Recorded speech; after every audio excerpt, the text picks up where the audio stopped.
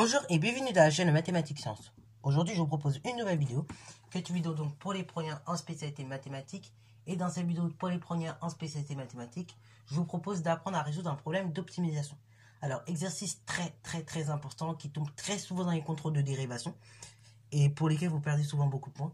Et donc, on va essayer de résoudre un ensemble, ok? D'en résoudre un ensemble. Bien évidemment, vous en avez plusieurs, hein, vous avez plusieurs types d'exercices de ce type-là, mais voilà, on va essayer d'en résoudre un ensemble. Alors, dans cet exercice, il s'agit de calcul de volume. Alors, je vous ai donné celui-là. Bon, bien évidemment, dans les types d'exercices sur les problèmes d'optimisation de ce type, souvent ça va être des trucs en lien avec des volumes. Ok, ce sera des notions en lien avec des volumes ou en lien avec des notions d'SES, donc de coût de production et de bénéfices, de choses comme ça. Ok, donc du coup, là, on va parler de volume, voilà, parce que c'est les deux types d'exos qu'on a le plus souvent. Après, bien évidemment, ça peut être élargi, hein, ça peut être beaucoup plus large.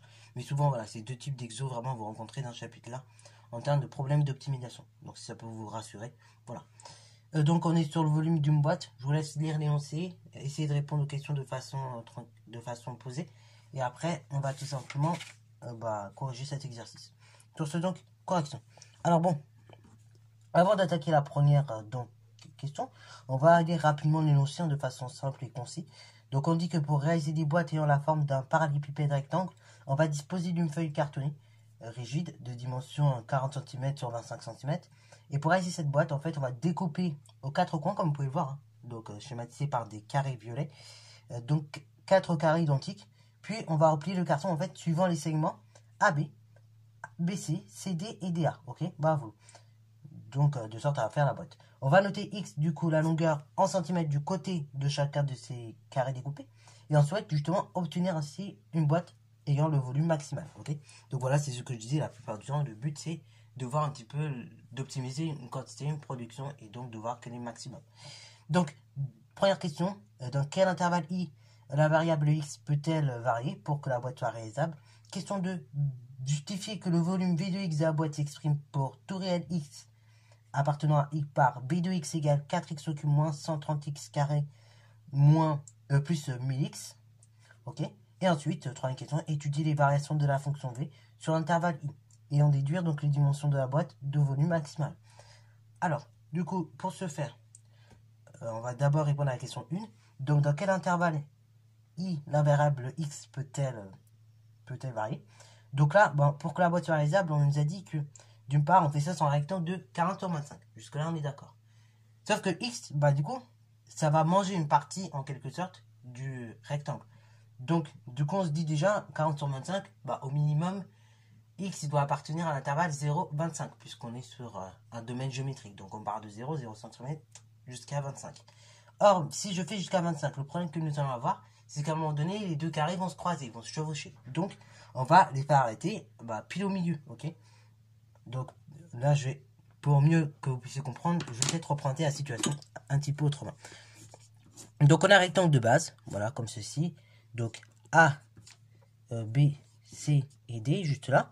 Et en fait, donc, on a des carrés comme ceci. Ok, deux côtés X. Et donc, on a ça aux quatre coins du rectangle, donc, comme vous pouvez le voir. Voilà, voilà, et voilà. On a ça aux quatre coins. Donc, le truc que nous avons, c'est que, justement, le but, c'est de connaître la longueur X qu'on doit prendre. Donc là, si on va essayer de prendre une longueur X jusqu'à arriver à la moitié, comme ça, de l'autre côté, on reprend une longueur X qui arrive jusqu'à la moitié. De la longueur la plus petite, c'est-à-dire de 25 cm. Et finalement, X, de façon très simple, doit appartenir à l'intervalle suivant, 0, 12,5. Parce que au-delà de 12,5, en fait, on va avoir les carrés qui vont se chevaucher. Et donc, la boîte ne sera pas réalisable. En dessous ou à 12,5, la boîte est plus ou moins réalisable. Voilà, donc ça, c'est pour la première question. Deuxième question, maintenant, montrer que le volume V de la boîte s'exprime pour tout réel X. Donc là, on nous donne l'expression du volume. Donc là, pareil, ça va faire appel à des formules qu'on avait en 6e. Volume d'un parallélépipède rectangle, vous vous rappelez, c'est une longueur fois une largeur fois une hauteur. Donc du coup, je vais appliquer la même formule en première. B de X, c'est une longueur fois une largeur fois une hauteur. B de X égale la chose suivante. Donc la longueur, du coup la longueur c'est le plus grand côté. Alors attention, faut pas aller exprimer n'importe comment, je m'explique.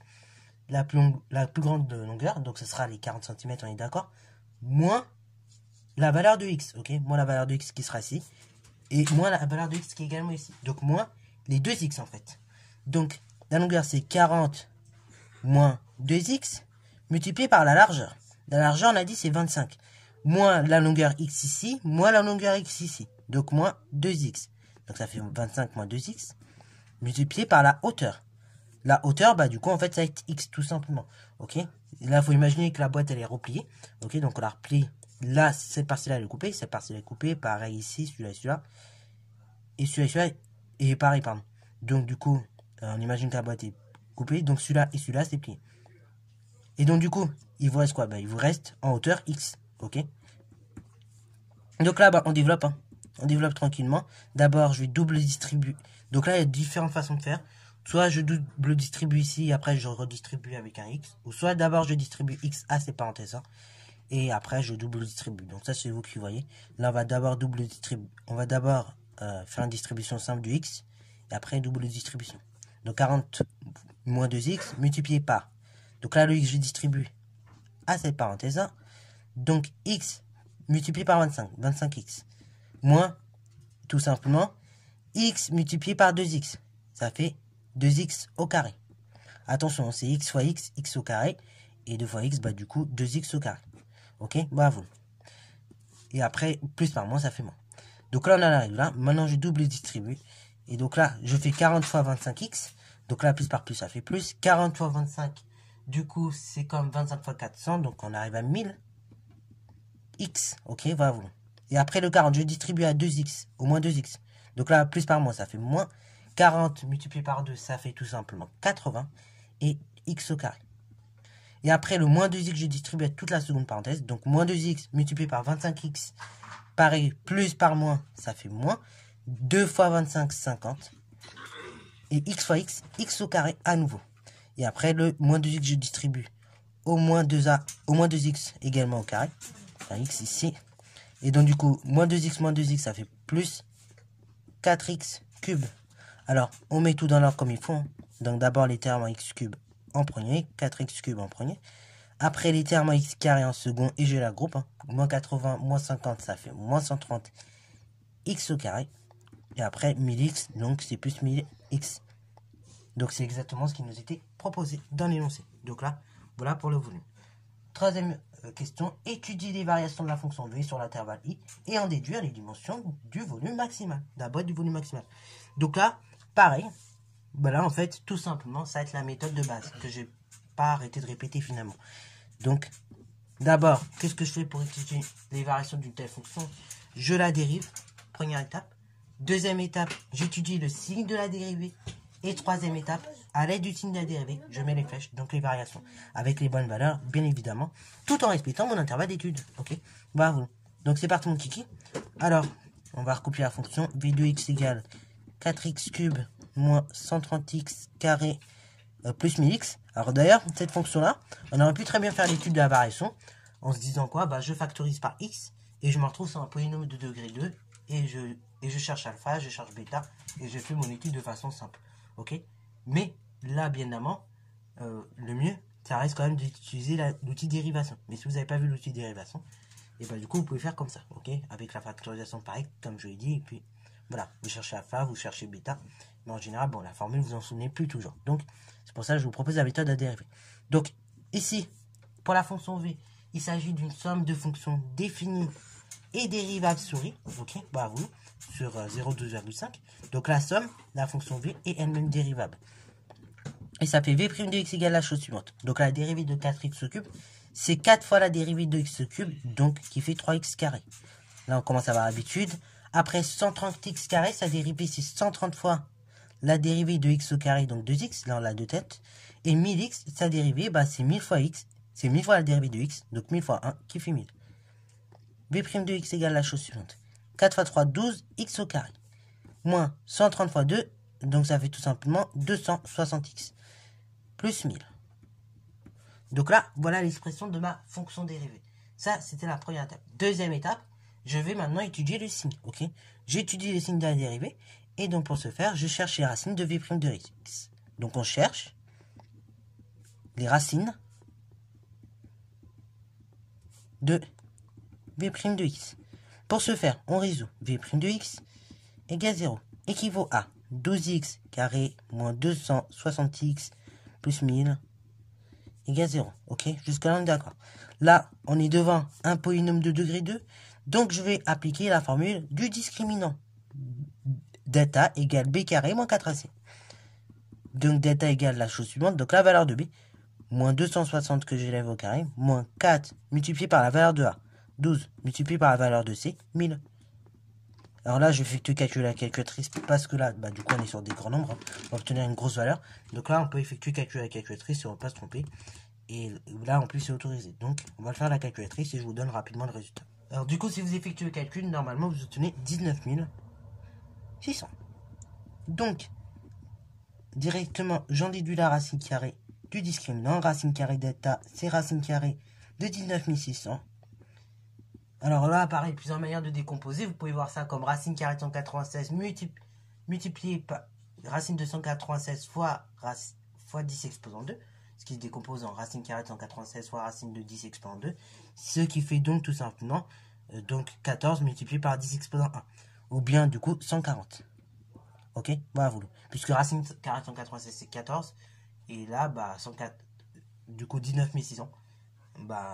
En fait, on multiplie à nouveau par 10 exposant 2. Et racine carrée de 10 exposant 2, ça fait donc 10 exposant 1. Ok, vous. Voilà, bon, on en arrive là. Ça, c'est le principal. Là, pareil, vous pouvez faire la calculatrice pour vérifier que le résultat est bon. Mais normalement, vous trouvez bien 140. Donc maintenant, je vais chercher mes racines. x1, x2. Donc x1, c'est l'opposé de b moins la racine de delta sur 2a.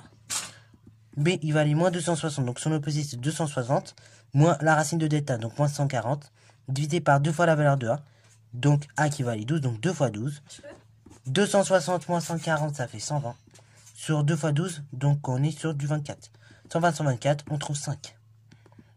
X2 égale, donc cette fois-ci, l'opposé de b plus la racine de delta.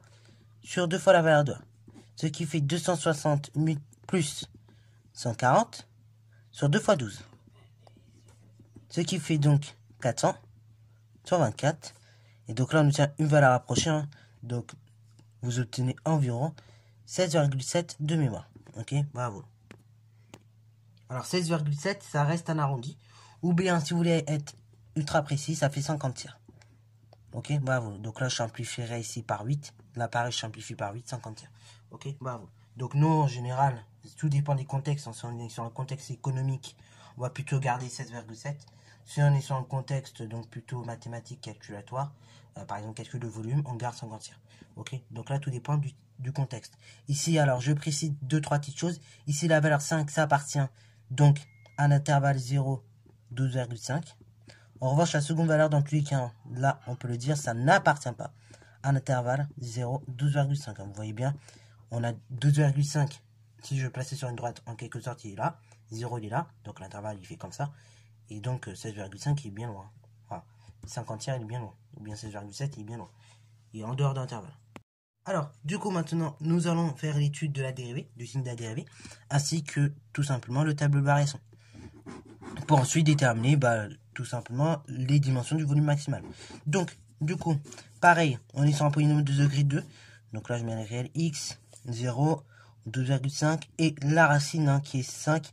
Alors je ne mets pas l'autre racine qui est 50 tiers, parce que 50 tiers n'est pas dans l'ensemble de définition de la fonction. Ok, bravo. Là, on a dit 0, 12,5, donc on travaille vraiment sur 0, 12,5. Mais quand on va faire le tableau de signe, on va faire comme si la racine existait.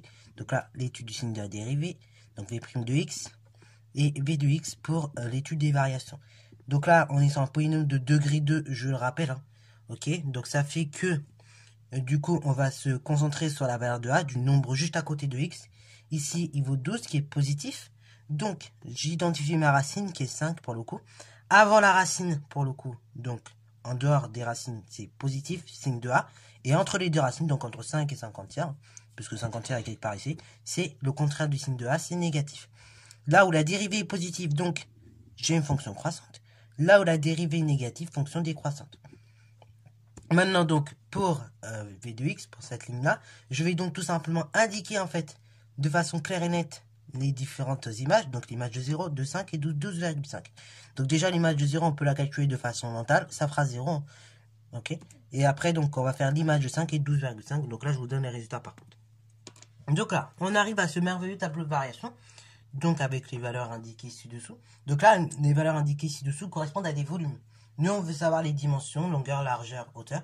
Donc du coup, bah, c'est très simple, hein, je vais reprendre en fait ce que j'avais établi ici. Donc la longueur, ça correspond à cette dimension-là, 40 moins 2x. La largeur, 25 moins 2x.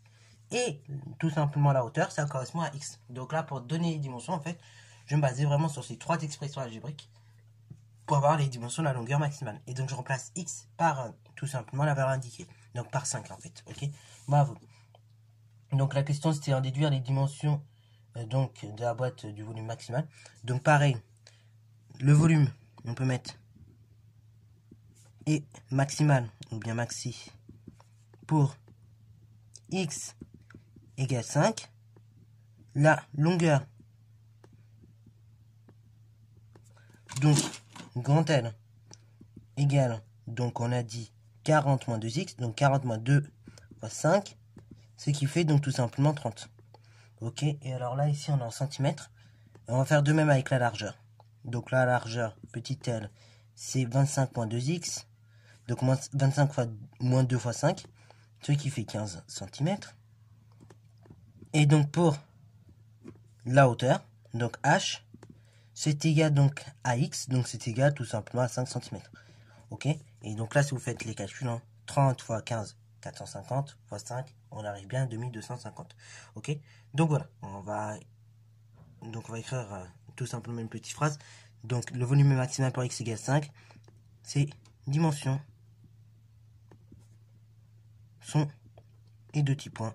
Donc là je mets longueur, là la largeur et là la hauteur. Ok, tout simplement. Voilà, donc sur ce, c'est la fin de cette vidéo. J'espère qu'elle t'a plu. Si c'est le cas, n'hésite pas à la liker, commenter et bonne reste à toi en mathématiques et en sciences.